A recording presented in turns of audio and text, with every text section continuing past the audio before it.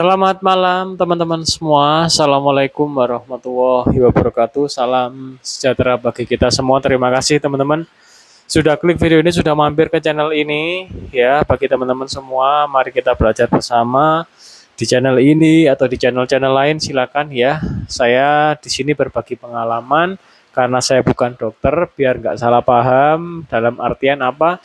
Bukan dokter kok, istilahnya membuat kanal tentang lambung.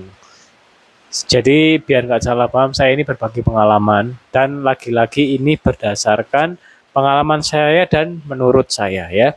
Oke teman-teman, di video kali ini saya akan membahas tentang ini ya, perut melilit atau mual ya, nih berdasarkan komen dari Kak Umi ini ya.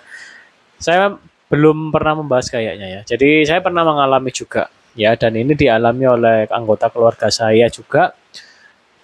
Yang ditanyakan oleh Kaumi, kalau perutnya melilit gitu ya, itu apakah ada peradangan lambung atau gastritis atau GERD gitu ya. Kalau jawaban saya tidak ada peradangan ya.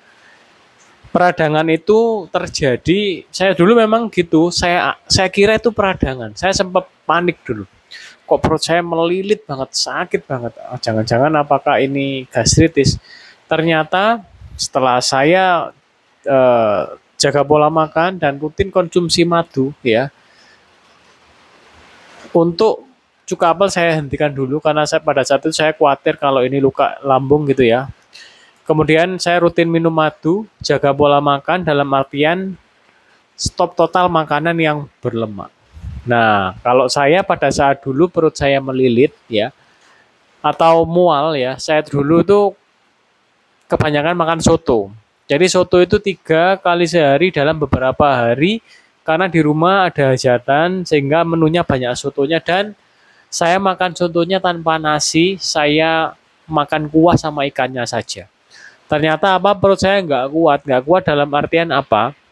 Enzim pencernaannya tidak bisa memecah lemak makanan yang saya makan, kuah dari soto itu, karena sudah terlalu sering.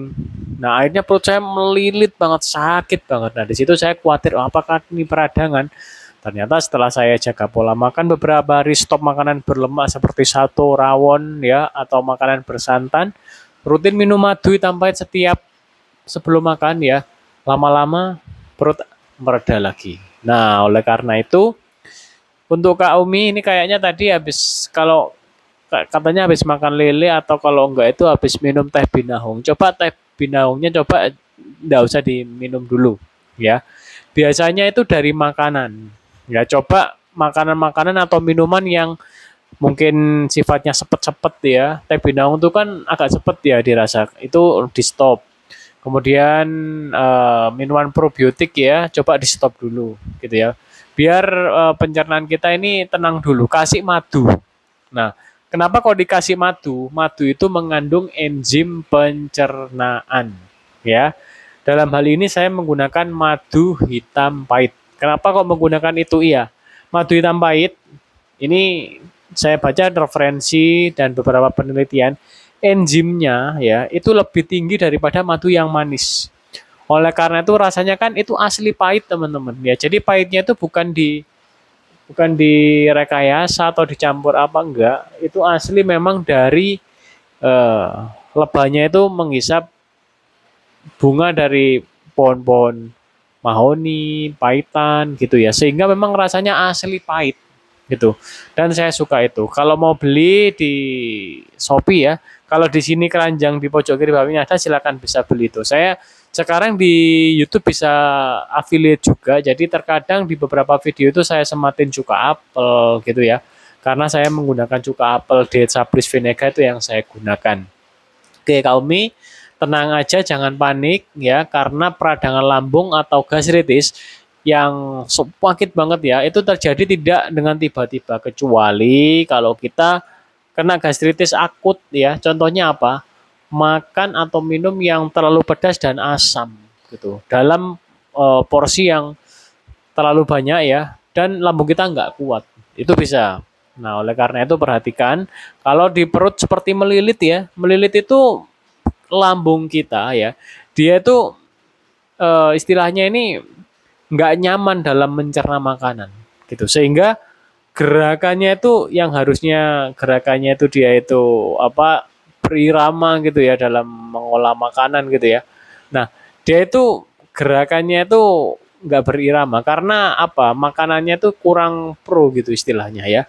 Nah, oleh karena itu dan akhirnya berimbas pada apa? Otot-otot di sekitar perut kita. Istilahnya apa berkontraksi sehingga rasanya seperti melilit gitu ya, seperti dipelintir gitu. Nah, oleh karena itu pada saat perut melilit itu kalau saya ya karena saya sudah tidak menyimpan obat lambung sama sekali di rumah ya.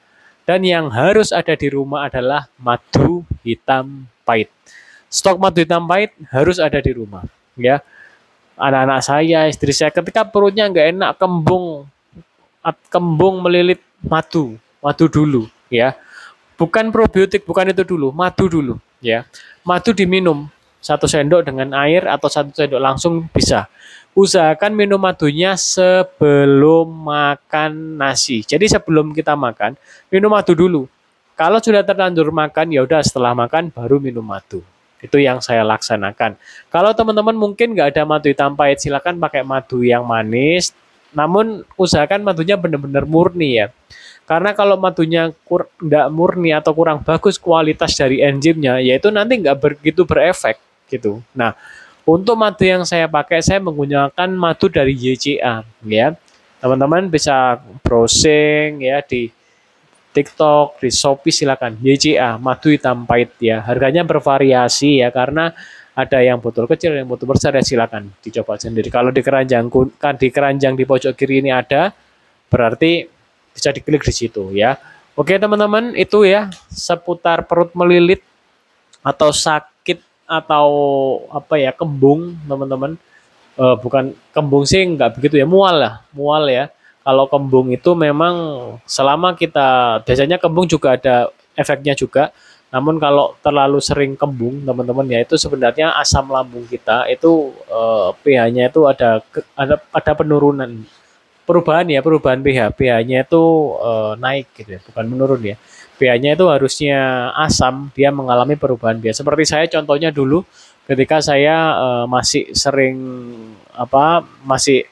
ngecek-ngecek kesetan, jualan juga saya dulu pernah jualan makanan ya.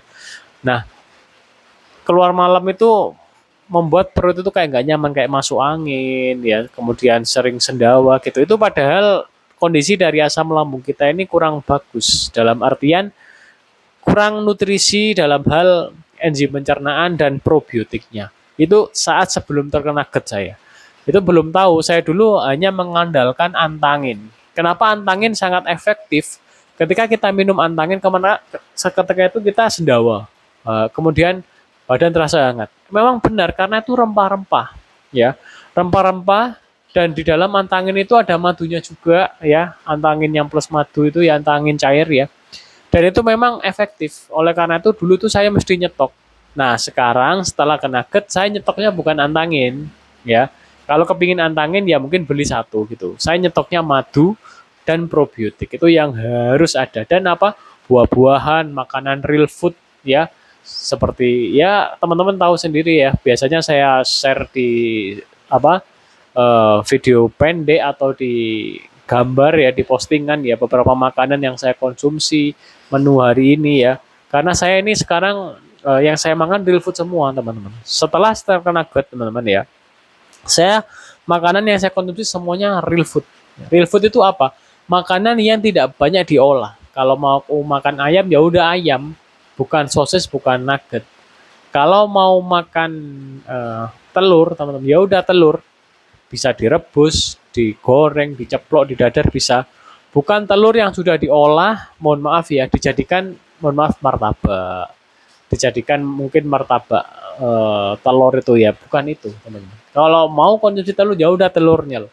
Kalau mau konsumsi daging ya udah daging sapi yang mungkin di sate ya, asal hitam-hitamnya jangan dimakan, kemudian mungkin dimasak seperti rawon, yang penting kuahnya jangan terlalu banyak ya. Jangan konsumsi yang mungkin kornetnya enggak, karena itu yang saya laksanakan sehingga GERD saya bisa membaik dalam jangka waktu beberapa bulan ya tanpa mengkonsumsi obat lambung. Nah, bagi teman-teman yang mau belajar bersama atau melihat video-video dari saya, pengalaman saya, silakan teman-teman. Video saya banyak sekali. Ini murni dari pengalaman dan pembelajaran saya. Sekali lagi, saya bukan dokter, saya bukan ahli medis, bukan ya. Jadi jangan salah paham. Saya membuat kanal ini bukan sok pintar, enggak. Saya berbagi pengalaman aja. Jadi di awal video saya sekarang mengatakan berdasarkan pengalaman saya, dan itu berdasarkan menurut saya atau pendapat saya ya. Oke teman-teman semua, terima kasih ya, tetap semangat ya. Mohon maaf apabila ada salah kata. Wassalamualaikum warahmatullahi wabarakatuh. Salam sejahtera bagi kita semua. Rahayu, rahayu, rahayu.